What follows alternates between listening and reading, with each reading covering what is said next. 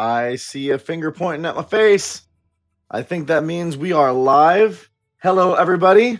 Once I get confirmation that people can hear me, we will get this show on the road. We can hear you, Yavor, Knights, Kings of Honor. We got lots of good friends in here. Welcome, everyone. We are on DevStream number 26 today. Back here in short order to talk to you about goods and advantages. I have my regular friend Alex. Not regular as in you're a regular friend, but like a regular. I'm not trying to. Yeah.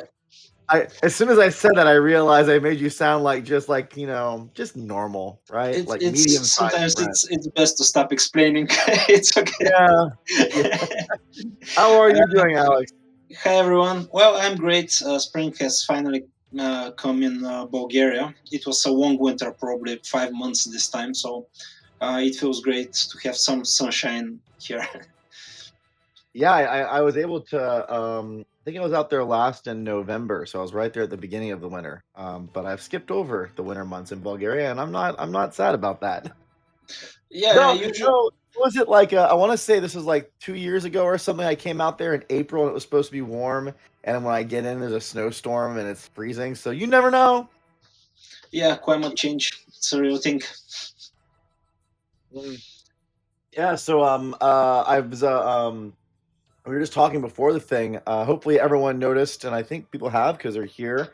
The fun period of these 2 weeks where the U.S. and Europe are not in the same time frame because of the differences in daylight savings time. So I think for you guys today, it's an hour different, right? Because the times have been switched a little bit. Since it will be switched after a few days in this weekend, so we are still good right Yeah, now. no, but I think for right now, this slot is a little bit earlier than normal for you. Yeah, it's 5 o'clock here. I think that usually we start at 6 o'clock, Sick. which is Yeah. yeah, There's that GMT. one little weird couple weeks where like we're out of sync and everything is strange. But we have people showing up. I see Yavor is here, Ivory Knight's here. So I guess enough people saw the time difference. That's good to see. I Well, we just are. yeah, Sorry, go so ahead. I just check every time because due to that asynchronous changes, I'm always afraid that I will miss the dev stream with 1 hour. Yeah. Yeah, we actually had that happen once. I want to say, I'm sure some people were here when it happened. This was like I don't know how long ago it was, but we had one dev stream where we didn't we didn't see. Wait, I'm getting a note that there's something going on with my audio and video. Oh, weird. I've had that happen once before. So is everyone seeing my Alex? Is your audio synced on your side? Are you seeing Uh, me talking I, in sync or? I see you just fine. Probably it's Okay. something from the streaming. Yeah. Yeah, sometimes Twitch has done that in the past to us where there's a little bit of a delay. So hopefully they can yeah, some people are saying it's fine. So it could be a Twitch thing. I don't know. We'll do what we can to make it work. Yeah.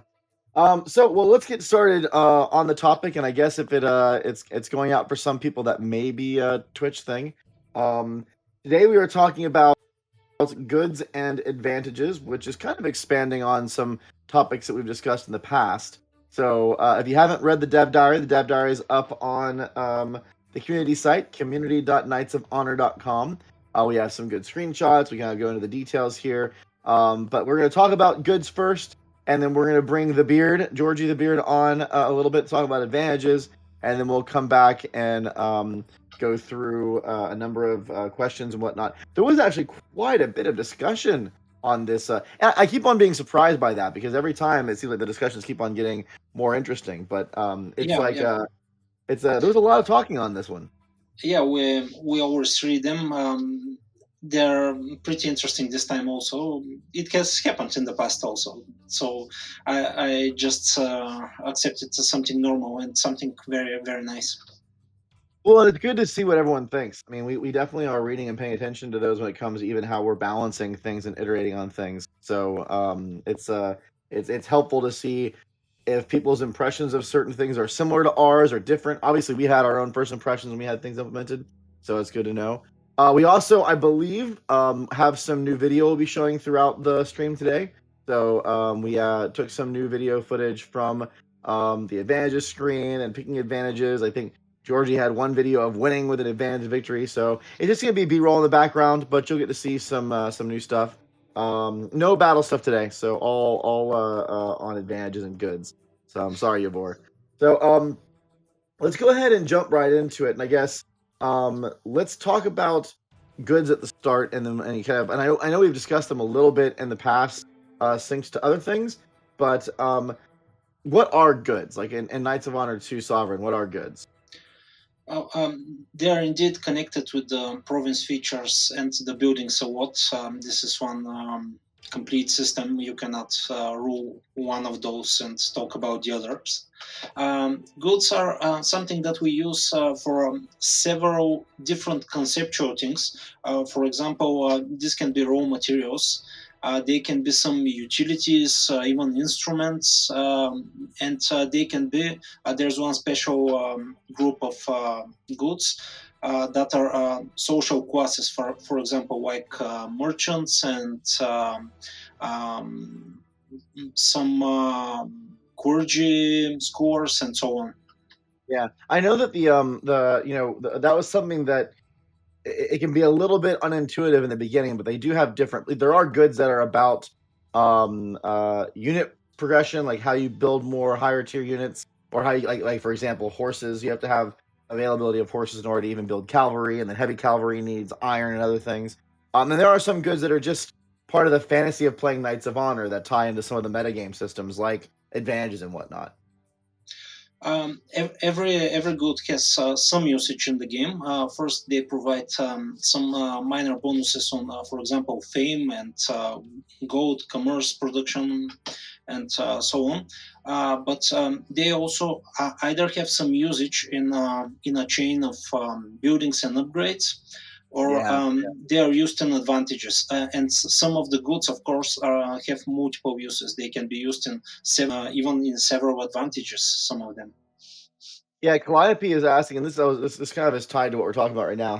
He's asking how many province features there are. I'm not sure exactly which of my features, so I don't know how to answer that question exactly. Maybe if you can give a little more specifics on what you mean by that, and we'll try to take that question. But I actually think that's a really big part of the goods process, is trying to figure out how to unlock the ability to build certain upgrades or certain provinces themselves. I find even with like like say you're trying to do religion pumping and you really want to have a lot of religious power. Some of those higher tier buildings or upgrades take ink, and they take incense or access to different things, and so you have to kind of seek out how you're gonna get those different goods available so you can do that final building. Religion is especially an interesting example because for different religions, you have different goods that play important role. For example, candles are not used in mosques; they are actually forbidden there, so they play no role. That type of buildings, but they play important role for buildings that are for Christians, of course. Also for pagans, they are also used. So it's indeed it depends. What are you trying to build, upgrade? What type of units do you want to produce? And if you have some goals that these are usually your short-term goals. If you know very well what you want to achieve, then you can check out and find all the goods that are needed for that chain you want Yeah, to build. absolutely. I know that for me, I like to try to get medium to high end units earlier in the game, just so when I'm spending my resources and risking myself in combat, that the units I have are stronger than just the peasant armies. And that really does kind of drive, okay, what can I get stables? Can I get iron? Can I get a weaponsmith going with the certain advantages so I can get those like heavy infantry instead of the light infantry or whatnot. That's a big part of me trying to figure out how to like plan my expansion or my trade relationships in the beginning. But there's also, I remember and this has changed a little bit, but for a while, like for a good year or so, like barrels were like one of the most important goods that you needed for everything. And I remember like, Yeah. oh man, I gotta find deep. Like whenever I'd start, it's like deep forest. I gotta find a deep forest and look that up. So that's changed a little bit, but I think players are gonna find certain things that they are going to want earlier to match their play style, or they're going to start and look around what they have around them, and that may change, almost like resource allocations in games like Civ. It may change what you how you decide to orient your early game. Yeah, deep forest is especially important because there are a lot of resources that are tied to the woodworking industry. But right now we have a lot of deep forests around the map. This is the most common province feature actually among the Good. 24. Yeah, even more than coastal, I think. So if you play in Africa, it's kind of a problematic because there are no forests there, and Not as many usually, people. You're right. yeah, if I start there, my usually my first good that I'm trying to produce is camels, because the distances are very big. All provinces are extremely large, and if you have camels and camel cavalry, it's a huge advantage, much more important than cavalry in Europe. Yeah, I actually didn't think about that, but yeah, there's definitely part of that kind of interplay between your location and what some of those different goods can provide to both your military strength projection as well as just your ability to grow and kind of go up the chain. So, I mean, we're talking about this kind of puzzle aspect when it comes to building, units up or building out different types of, resources to get building upgrades. Did you maybe walk just so that everyone can kind of get this in their head? Maybe you can show an example or walk through what the layout is for a more complex upgrade, like what you have to build to get to a more complex upgrade. Okay, let's take the royal armory for example, because Little armory, all right. I'm sure that the military aspect is will be very important for most players. You can you can play Knights of Honor without having particular trade goods, for example, or not having so much religion books and so on. But usually you need an army, so this is really important. And to get this, you need leather, and you also need iron. And Okay. let's do it top down, starting from here. To get iron, you need to have some iron veins somewhere. This is a province feature, iron ore. And to produce iron there, you also need to produce somewhere in your kingdom coal. Because if you don't have coal, you cannot build a blast furnace. Okay. Uh, yeah. So this is the first element, and the second element sounds simpler, but it's actually sometimes trickier. Because to produce leather, first you need either sheep or cattle, and also you need to have limestone, which is the trickier part because limestone sometimes is hard to get, and you need actually lime solution historically to treat the leather to harden it. It's used for the tanning process, and so you need woodworking for the coal. You need also iron ore. You need limestone, and finally you need either cattle or sheep. These are the 5 province features you need, and I think 5, 6, 7 goods that you need to produce to be able to make that building. Yeah, and I think that's a really good example of how you set a goal for yourself, and you're like, this is the upgrade of the building I want to go for, and it's going to take these things, and you start kind of playing the puzzle game. Okay, which ones do I have right now? Which ones are near me that I can acquire through conquest? Which ones are not going to be easy for me to acquire? So maybe I need to do diplomacy and try to get a trade relation build up that I can try to import it. You have to kind of like put that plan in place, and I think it's part of the fun of figuring out that kind of that goal setting and how you can make it come together. And sometimes it's like, okay, I can't do this now, so I'm gonna have to wait until I can conquer something further away. Or sometimes it's like, all right, maybe I'm putting my army on a boat and doing something a little bit risky, trying to get a little satellite empire or something going on that has the resource that I'm looking for. And I think that's actually, even though our resources aren't necessarily tied directly to the ones that were historically in those provinces, because a lot of it's randomized, so the game is unique every Yeah. time. It's accurate, I think. There's a lot of that going on in that I mean, I guess still today, right? Like, you have resources that are going to be used to produce goods, and you got to find a way to get them in order to do that. And that's part of I think, the fantasy of playing this game that a lot of people enjoy. Yeah, it's actually extremely interesting right now with the situation in Europe with supplies of metal and gas and so on. So Yeah, yeah, it still remains the same. War for goods is it's always something pretty important. Actually, it's very interesting because you can there are, I think, two types of players. You either try to make what you want, or you adapt and take the best of the situation and the randomness. Not so much doing your a strategy that you have thought through before the game, but when the game starts, you just see what's your best strategy for the kingdom you get, for the provinces you sure. get. Yeah. By the way, I don't know if you saw Calliope's comment.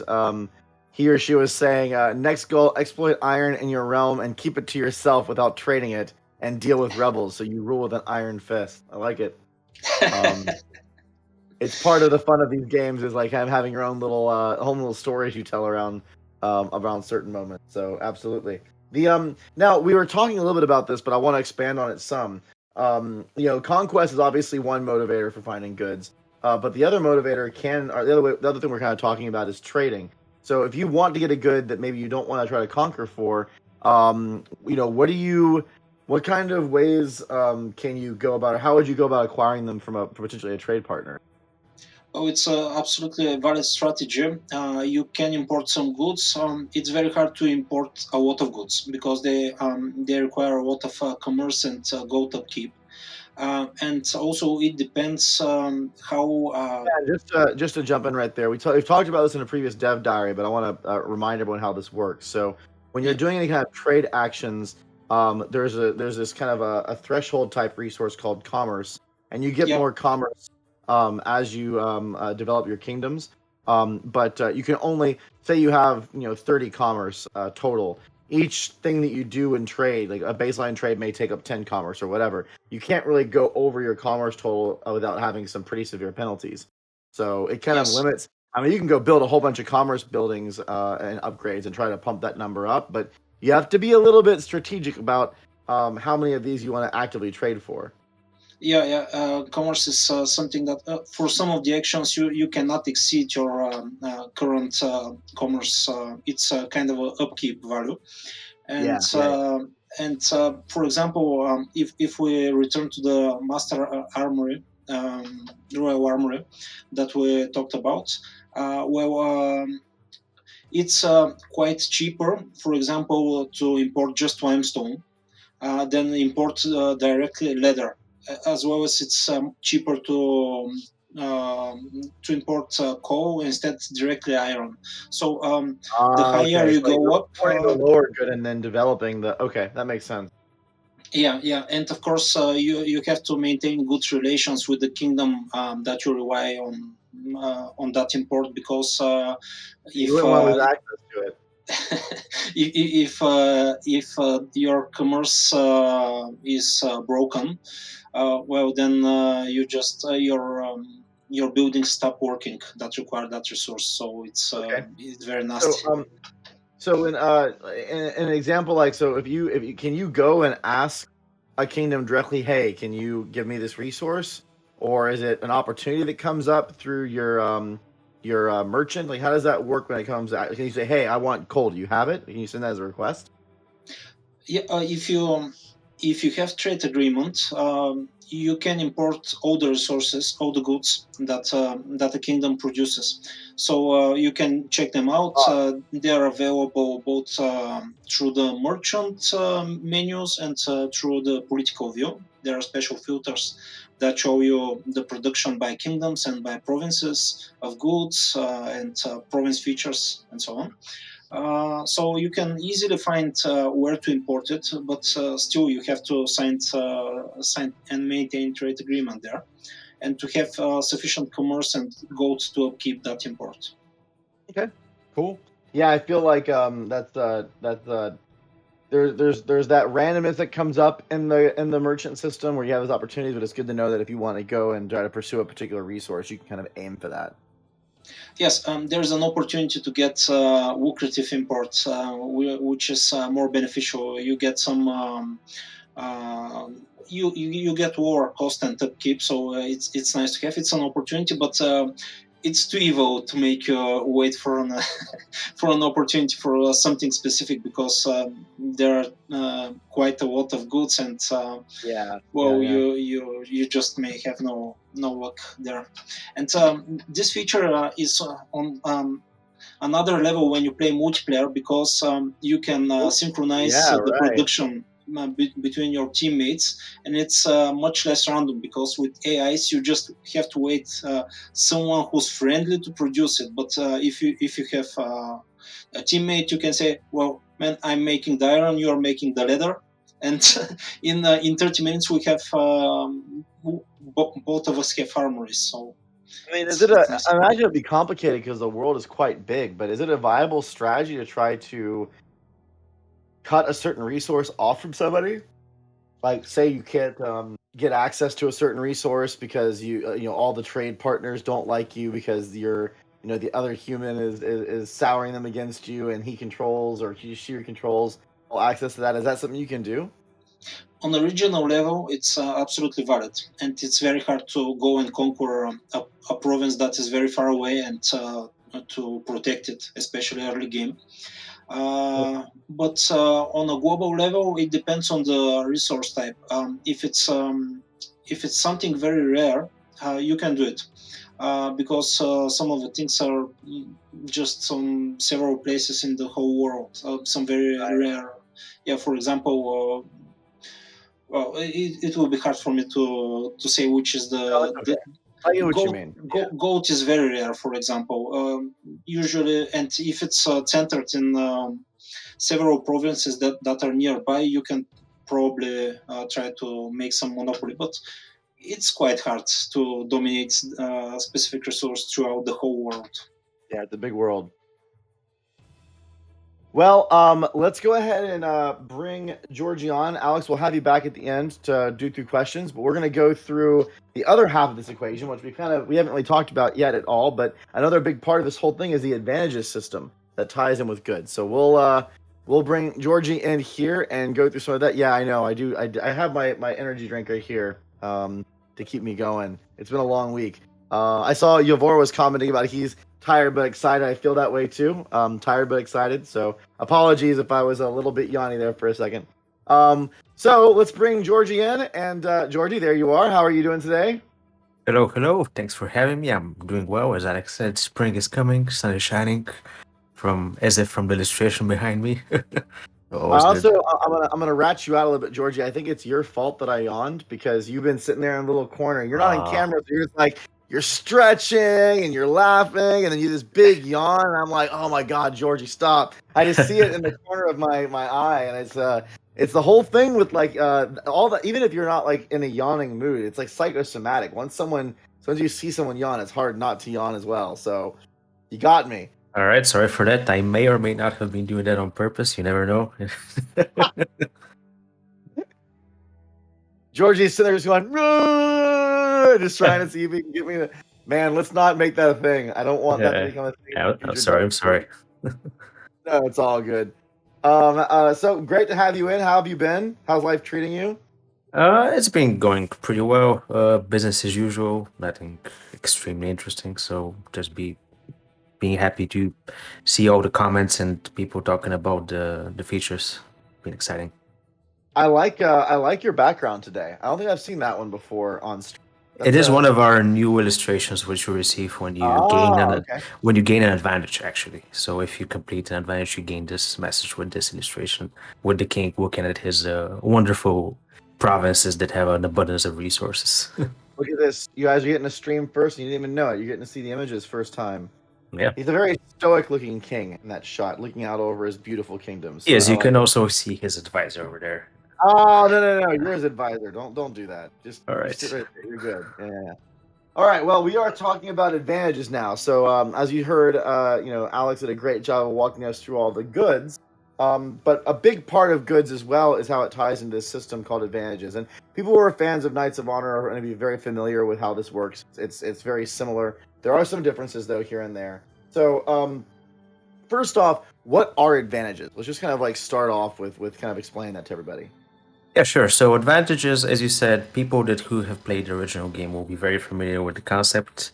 There are avenues of development for your kingdom. Each kingdom has 8 advantages that they can unlock by producing specific goods that are tied to these advantages. And once you get an advantage with all the goods that are required for it, you gain some effects. So this is kind of a system that it shows you how you progress throughout the game. You can, as you've mentioned already with Alex, you can focus your attention on specific goods, or you can either, alternatively, you can just go with the flow and see stuff getting unlocked over time.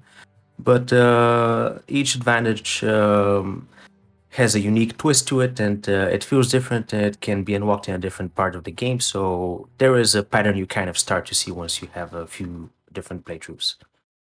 So what are the? I know there's 7 main or common advantage categories, and I guess there's an 8th option that is based on your religion. I'm guessing, right? Yeah. So the 7 main ones we already mentioned in the DevStream, in the Dev Diary are abundance, mercantilism, masonry, progress, age of discovery, age of war, and age of prosperity. Those are advantages that are available to every single kingdom. And the 8th one is more religious focused, religious culture books, stuff like that. And it has some differences for each religion. So, for example, Christian Orthodox kingdoms have Age of Triumph, which is sorry, not Age of Triumph. I forget the name exactly. Let me check. It's Age of Enlightenment. MTLP, good seeing you. Thanks for joining the stream. And yeah, Georgie is a true friend. He's always got your back. So I'm sure he appreciates that. Have a good one. Thanks for joining the stream for the time that you're here.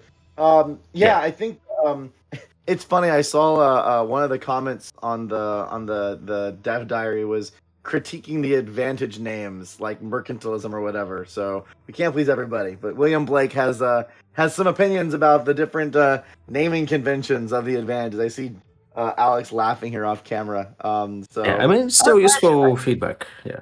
Yeah, it's useful feedback for sure. It's just funny how that stuff goes. Yeah. So each advantage is kind of like a collectibles list in a way. It's like a collection that you're trying to complete. Yes, exactly. Just to briefly focus on the difference for the religious ones, because I didn't go over them exactly. So for the Christians, you have Age of Enlightenment. For the Muslims, you have Golden Age, and then for the pagans, you have Age of Triumph. And these have different effects, and also pagans have different requirements for goods, because some of the goods they can't produce because they don't have certain buildings, but they can decide to get more luxurious resources like marble, wine, furs, that can grant them different effects, and those are the differences. But yeah, this kind of shows like each advantages is a collection of goods that you might want to collect earlier on. So for example, you might have an advantage that you can complete, which is abundance, which is doable quite early on. It gives you population growth and kingdom happiness, and it contains resources that are not exactly that difficult to create early on. All you need to do is to have province features like deep forests, flax fields, stuff like that. But it's not really stuff that really goes down the development chain so much. Yeah, I know it's I think it's a balancing act between when you first start, you kind of feel it out on which ones you want to angle towards. Because it's sometimes it's going to be easier to get those bonuses than others, and then you just kind of like go from there. I think that Yeah. so remind me, and I guess the audience, right? So how many? They're kind of like punch cards in a way because you have to like get enough to get a bonus. Yeah. How many goods do you need in a tree in order to unlock the first of the bonuses? So if an adventure says it needs 8 goods, you need to collect all 8 goods to be able to unlock the effects. You don't have gradual effects unlocked. Instead, you just need to complete the entire package, and then you get all the bonuses from there. Oh, it's a binary. Yeah. Okay. There was a version, I think, at one point in time where we actually had staggered, right? Whereas you got goods as you went, it would unlock different things. That was an old version, I'm guessing. Yeah. We had a different iteration earlier on that it was literally tiered, and you had you unlock different. We call them ideas that you slotted into those advantages. We kind of played around that, and we decided that it didn't really click with the flow. It was maybe a bit too complicated. It didn't really fit well, so we decided to make it a bit more simple and more familiar with the previous game. Okay. So it really becomes kind of like a mid to late game kind of feature because you're really getting these things as you're collecting enough goods to unlock one of them. I imagine getting all 8 in an advantage is a feat. It takes a little while. It is a feature. It is a feat, definitely. And by the time you get the 8th one, I mean, obviously the effects of the last one are not going to be really important for you because at that point you can claim victory. But there are interesting cases in which I can go in detail into one of them if you want to. For example, Wage Yeah, of sure. Prosperity, because it's a really interesting one. It's kind of it is kind of mid to late game because it includes some resources that are not really easy to acclaim, but the effects really show off Like which one? it what's like for example, if you want to do fine clothing or boots, those require some goods that are not really easy to get, but you also get easy resources like fine cheese and wine and pastries, which only require stuff like salt and spices. Okay. But the effects are interesting because they really tie into that mid to late game aspect of the game. So you get espionage defense, and you get an increased cost of bribing your knights. So, for example, if you are playing in a late game that many kingdoms have a lot of spies, you gain more defense against enemy spies, which is more of a late game feature in the game. So if you gain that advantage, then you're going to be benefited for defense against espionage, and you also gain culture, power, and influence, which also play an interesting part. For example, if you want to go for the Emperor of the World victory, where influence really plays a big role for attaining those good agreements and making vassals and so on. Okay. Yeah, I mean, I know that when we were talking about espionage, that was a topic that came up a number of times from the audience, which is how do you defend against, how do you make your kingdom more protected against, a spy action, which in a way are kind of like super weapons at sometimes. So I can see that being part of your strategy, and or even in multiplayer, it's like, okay, if I'm going to deal with, these kind of things, I may want to angle towards that one a little bit more earlier on in the list as opposed to something later on. And it's helpful too, I think. In there's organic goal setting based on opportunity, and there also is kind of like goal setting based on your play style and what you're doing. It may be something where you're going to go do a whole bunch of espionage actions, which may result in people trying to counter attack you. So you're kind of preparing yourself for the onslaught, and then just going to town, and it's like, oh, I have all this defense, so you can't really fight back too much this way. Absolutely, or you can plan stuff like if you're a naval kingdom, you have a lot of coastal neighbors. You might want to go for Age of Discovery, which grants you faster sailing speed. It gives you better attack values in battles and seas. Yeah. And that can be a strategy you can go for as well. Yeah, so Calliope is asking a question about the different like the number of resources and trade goods. Yeah, I mean it's been a discussion about how many we should have. It's a balancing act though, because the game is also bigger. And we have more provinces, there's more kingdoms. And if you have more stuff in the world size wise, but not enough unique stuff in there to kind of also balance that size increase, it wouldn't feel very good, right? Like the map, I want to. I'm trying to pull this out of my brain from a couple of years ago when we talked about how much bigger it is than Knights of Honor, but I think it's like 30% more provinces and kingdoms. So we really needed to scale up some of these things just to add a little more variety and depth into that experience because of just the way that things change in size. You're going to have more kingdoms to do diplomacy with. You're going to have more areas to conquer. The whole experience had to kind of match that scale increase. So that's part. I've never really found the additional number of goods too intimidating, but I think it's something we're gonna have to balance and tune as we go out there and start seeing how people play it. Do they have enough that they can wrap their head around? Or does it feel a bit overwhelming? Those are all really good feedback points that we'll react to both when the game launches as well as kind of any like focus testing or stuff we do beforehand. So and it's something we're very aware of when it comes to is it going to be the right fit when it comes to the numbers.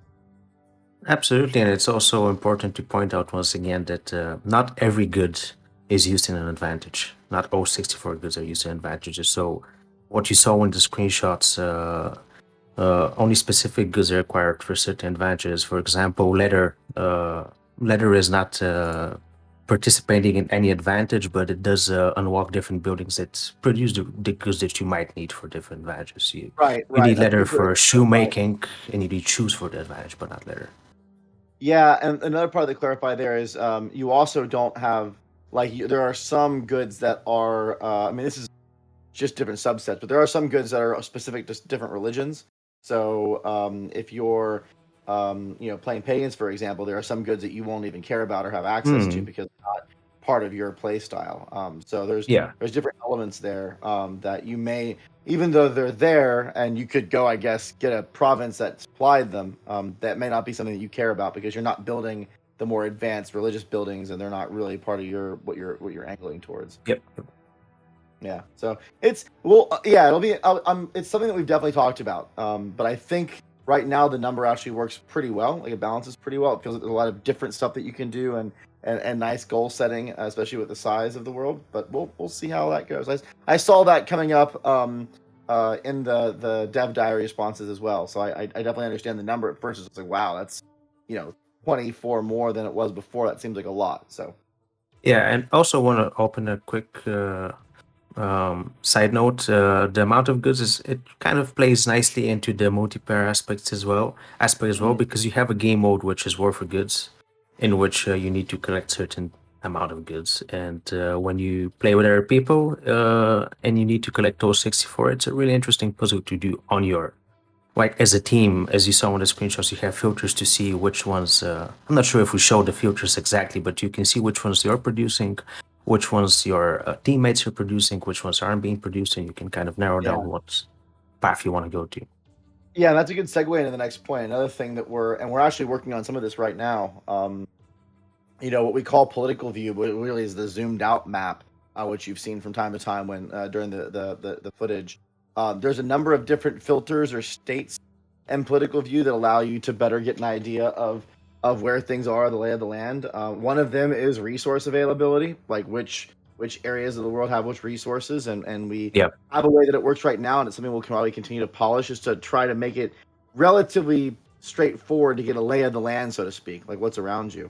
We've also talked about even making it easy to understand which kingdoms have developed which goods. So you actually have if they have a deep forest, they've actually developed it to get barrels out of it. You can tell they have barrels. There's different, we're definitely trying to get a couple different visual ways that you can actually digest that. I mean, think kind of like those little, not exactly like this, but in like Civilization, where you have little icons showing up in those different hexes, you could tell which ones had iron or whatever. There are things we're doing to try to optimize all of that. Yeah. Someone was saying in the comments for that visibility, and it's really important what you say. Having the political view, having the extensive tooltips, which you can walk and go further into the tooltips, and once you hover on a good, you can see where it's produced, where you can produce it, and what building is required. All those things are kind of cohesively playing together, and we hope it should be enough to gain a orientation. It also adds a decent amount of variety in the province development and kind of conquest gameplay too, because early on in the game's development cycle, a number of years ago, we had an issue where it felt like every province was the same. You had like your common buildings, and we had a number of goods that were out there, but not as much as we do now. and we also didn't have the depth in each of those goods developments. And so you kind of found.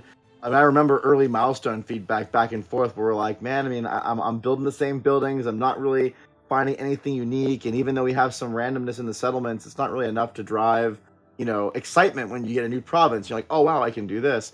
That's not the case anymore.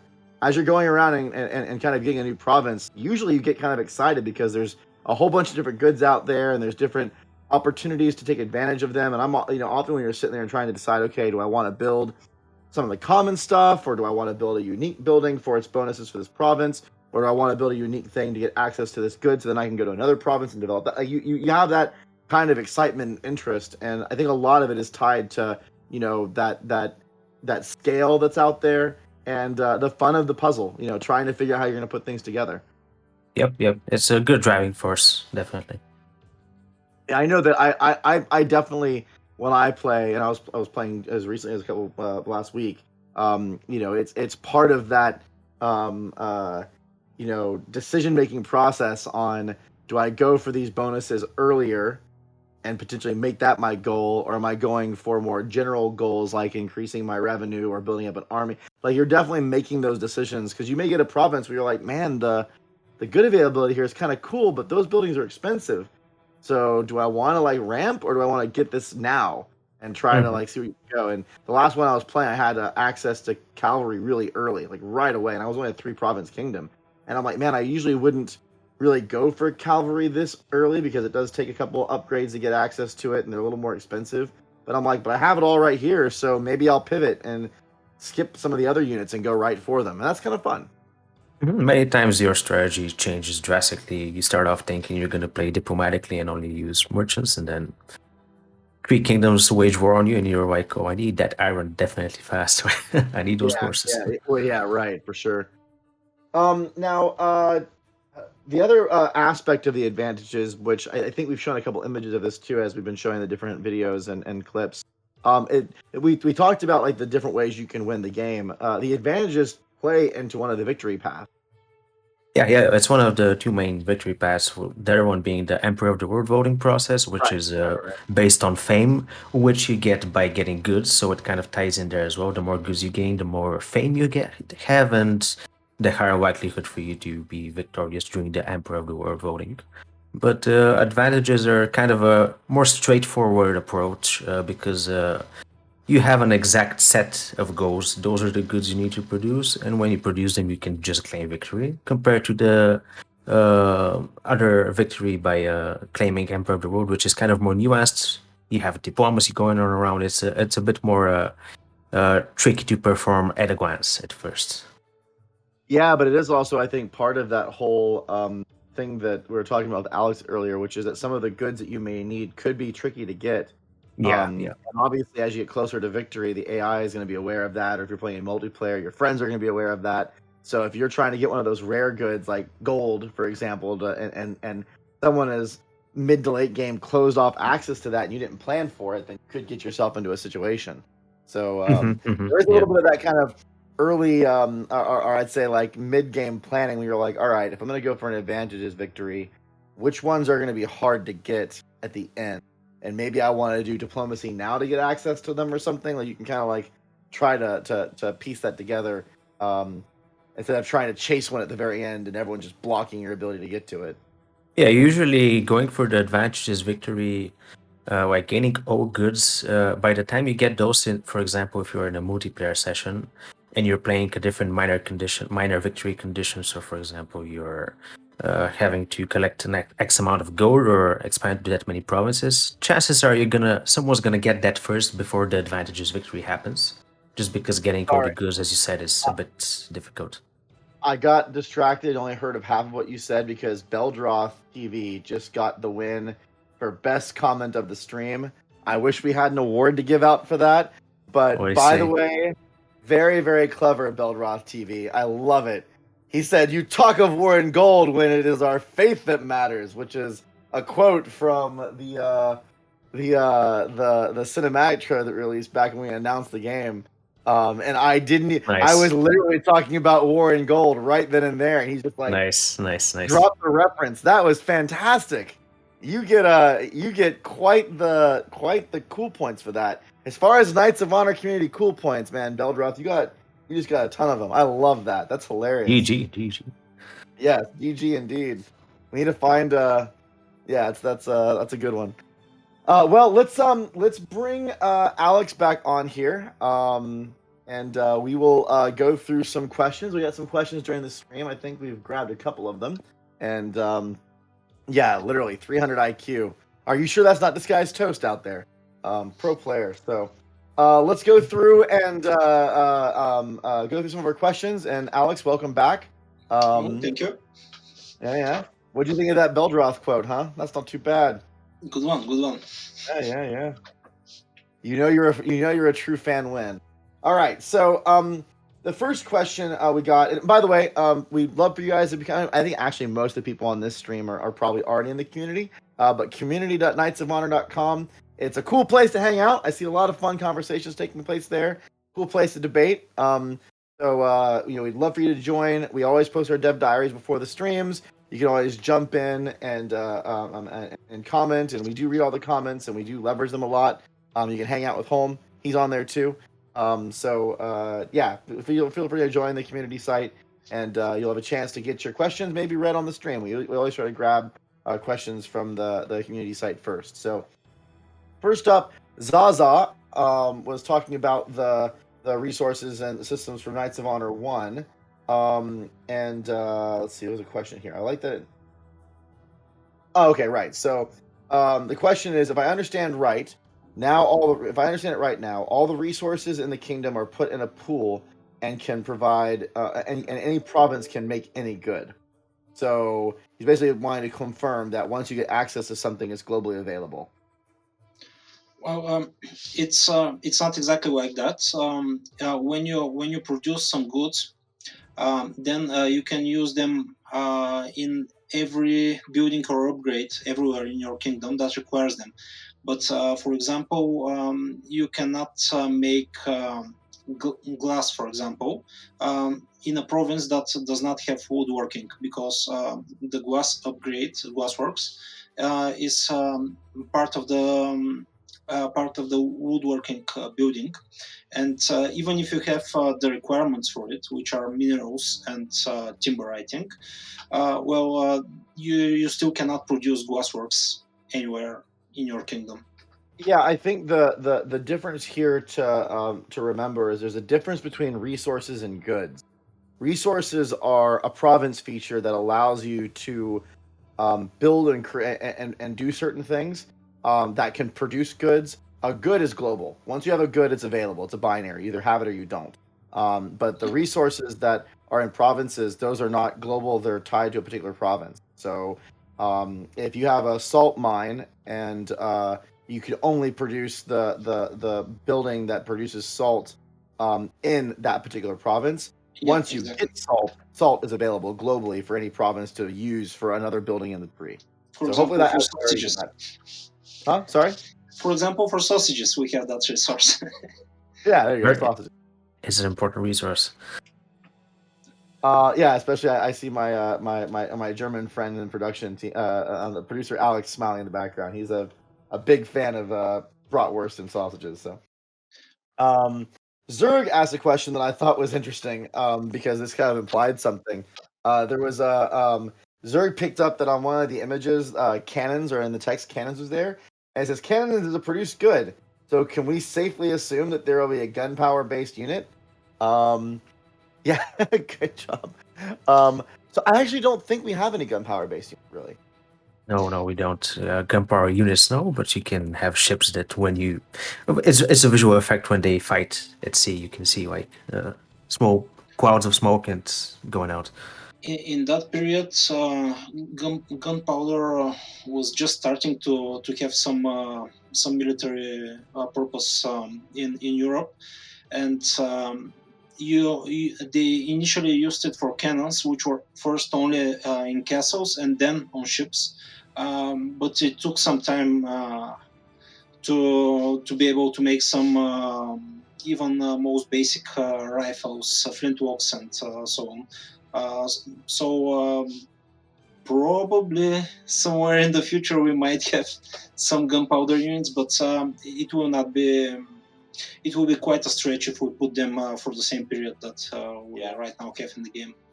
I know that's the fantasy that people are fans of this game really going after. They want to enjoy that kind of sword and shield era. That's part of the fun of it. So, but I found it amusing that was the question that got picked up pretty much right away from the diary. So William Blake had a lot of different comments and questions, and it was a really good conversation back and forth there. I know that every night who's here, he was also talking with him about some of the different comments he had. So thank you for all that feedback. It's great to see and read. There was one, and we kind of answered this, but I'm going to say it again just because I want to make sure I cover the way that William Blake said it. So his question was, he's talking about the goods availability. He says, "But it sounds as if suddenly you can build glassworks in other provinces which don't have the natural resource. So if I build glassworks in other provinces, but I later lose the province with natural resources to the glassworks, what will happen with all the other glassworks I've built?" He's a little bit confused, so I think we've clarified that in the stream, but he's kind of taking 2 or 3 different concepts and blending them together. I'm going to remind for the first half, and then I'll throw the question to Alex for the second half. The first half is that, remember, there's a difference between resources and goods. We talked about that before. Resources are local, goods are global, as more of a binary. But the other part of this question is access to a good. Resources is again, they're province locks. If you lose that province, you're going to lose that resource. But a good that's produced, in a sense, like we were talking about with Georgie earlier on with the trade. If I have, say, a building that requires a good in order to work, and I lose access to that good, what happens? George, take this one before you start yawning again. Yeah, it's fine. It's fine. So yeah, as you said, goods are global. So their effects are for all the buildings you have or upgrades that you have that require that good. So if you lose access to that good, those upgrades, those buildings basically stall, and they would work once again once you reattain access to that good. So if you had like in your example, the Royal Armory, and there was a good needed to get that unlocked, and you lost access to that good, the Royal Armory's benefits would go away. Yeah, it would stop functioning until you gain that good back. Yeah. So it is kind of it's kind of a lock mechanism in a way, because even if you're able to build and construct, you can't just construct the building and then cancel the trade because you had the good to produce it. That would then turn off the advantages of that building. So you need to maintain access to the source goods all the way up to the... Yeah. And it can be an easy chain effect, because if you lose one that's lower down, then it shuts down stuff all the way up the chain. That can be quite devastating. Definitely. And once you're a more advanced player, you can kind of deal those precise blows to other players and waft with evil wafter, But it's really once it happens, it's a big hit if you've relied on a good for many buildings. Yeah, absolutely. Yeah, I think you're right. It's an interesting advanced strategy when you're like, I know this guy is producing these units, and I'm looking at the political view, and he only has one access to that good. That means that has to be the place that this good is being produced. So if I just go and hit that one province and take it down, then he's not going to have that good anymore. Or even in like a diplomatic situation, if you're closer to an ally that is providing that good to him, and you go and knock that ally out or take that one province the ally has, it has a cascading effect on both groups. So there's some like deep supply chain aspects to that you can start figuring out once you get a little more advanced. Yep. Yeah, super fish. I mean, that's exactly it, right? Like, I don't think it'd be a complete collapse per se, but you can really hurt someone's systems by removing that key. It's almost like a house of cards, right? If you can find that right one to pluck underneath, especially a mid to late game where it's like advanced military units, and you remove something lower on the supply chain that makes it where they can't actually build heavy infantry anymore. Then all of a sudden, if that one army they have is the only army that's going to have heavy infantry, they can't build more. It can make a big difference. Let's see if I can grab a couple questions from the stream. Oh, ironically, this ties to a question that Templar Knight 633 asked earlier. Can spies spoil a country's trade flow?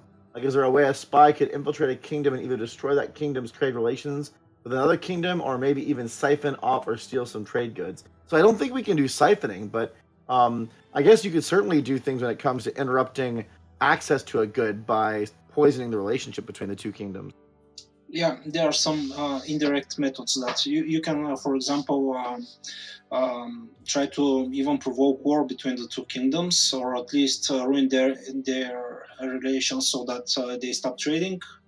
And merchants, if you have a merchant in a kingdom, you can use your connections and shun foreign merchants, which can be Yeah. quite nasty. And also you can try to force independence of a certain province of your enemy so that he loses the important production there. Yeah, and you can also just murder a merchant who Just stuck imports a in the good. chat. Sorry, I saw Oh, Rule in the sorry. Drop just stuck in the chat. He's like, he's been quiet, maybe lurking. All of a sudden, he does the whole like, "Hey everybody," emote. That's great. Good to see you, Ruin, as always. So, what were you saying, Georgie? I was saying that you can also even decide to murder a merchant for some reason, and he might be importing something.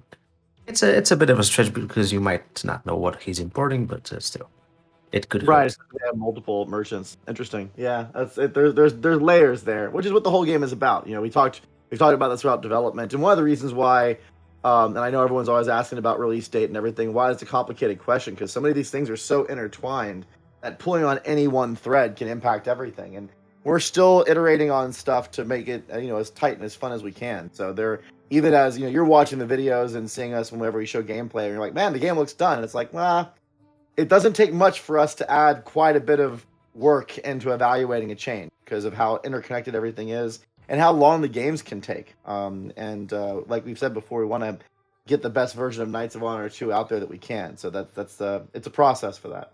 And I think as you're hearing how some of these things are interconnected as we go deeper into the details on topics like goods and advantages, I think it becomes very clear quickly where it's like, wow, espionage can influence good access, which then can change how military stuff could work, which could is like all intertwined. Let's see. H for Havoc. Oh, by the way, Havoc, I missed you earlier. Good to see you. I'm not sure if you're still around. I was asking, is coal relatively commonplace? And I think there's a hidden other question there. What are the goods that are more needed for like core things like unit production? Are they more common than other ones? Barrels. Yeah, there are some Like barrels, fundamental right? goods indeed. For example, barrels, salt, almost everything in the woodworking district. Iron is used on quite a few places, I think. Silver, it can have some religious purposes, some governmental and trade also. There are quite a few goods that are definitely more important than others. So we are not trying to making them to make them equal by no means, but this is usually reflected by their rarity and the price you pay for importing and upkeeping. Yep. Yeah, I feel like it's going to be something that we continually tune and balance. We've already tuned it a lot. Like Alex is saying, I used to be infinitely frustrated about deep forests, and I know I mentioned that one specifically because barrels for a while felt hard to come by, but they were super important, and that's changed. It's gotten easier. I think we're going to find that happening a number of times throughout the polish phase, as well as when we get into post-release support. Tuning some of those values to make sure that the right accessibility for important goods balances out with the fun factor, because it is also fun to want to chase something, so you don't always want them too easily available, because that does play into the game mechanics there. I'm gonna try to grab one or two more quick questions before we close out that are easy. Kings of Honor says, what's your least favorite trade good? Alex, do you have a least favorite? Oh, it's a hard question. Probably it's the stuff that's pretty hard to get because it's also very expensive and very few kingdoms produce it, and I have to maintain always good relations with them. For example, gold is one of those resources. Logston also. If you don't have it nearby, it's just kind of painful to acquire it. Yeah. What about you, Georgie? I'm not sure. For me personally, it's weird, but I think it's camos because usually I play with kingdoms that are not in those areas where camos are produced, and It's most of the end game for me is just going to conquests down there and taking the camos or importing them before that, but I usually just take them down. Yeah, I gotta admit, for me, and it's not true anymore, but honestly, barrels. I freaking hate barrels because I can't tell you how many times I was playing and blocked for hours and hours about not being able to freaking find deep forests with barrels. I remember a couple games specifically where there were no, and I remember I actually think I sent a note to Veso when it happened. I'm like, here's my map, and the nearest deep forest is like half a world away. What am I supposed to do? Like, what am I supposed to do? And obviously we fixed it, but sometimes those pains, they don't go away. You don't heal. Like So, the mercenaries. Yeah, like, right, yeah. I don't think Robin and Yannick are on here, but like the famous mercenary destruction of 2000 and whatever it was, 2019 or 20 or whatever it was. Everyone, thank you so much for joining. Yeah, and goats too. Thank you so much for joining the stream today. We hope you had a good time. This is a really fun topic. There's a lot to go through here, and it's very multi-layered. So hope you had a fun deep dive in getting into that. Alex and Georgie, thank you so much for joining us. Thank you too. Thank you, everybody. For having us. Yep. Producer Alex in the background, thanks again for all your great work. Everyone, you guys have a great, safe. Until next time, we'll be back in a number of weeks, 4 or 5 weeks, that we usually are, and keep going. Release date, I already talked about that a couple times. So yeah, we don't have anything to say on that point quite yet, but we're getting closer. Things are going on, and we appreciate all your enthusiasm. Join the community, keep the conversation going, and we will see you next time. Thanks a lot, everyone. Take care. See ya. Bye-bye.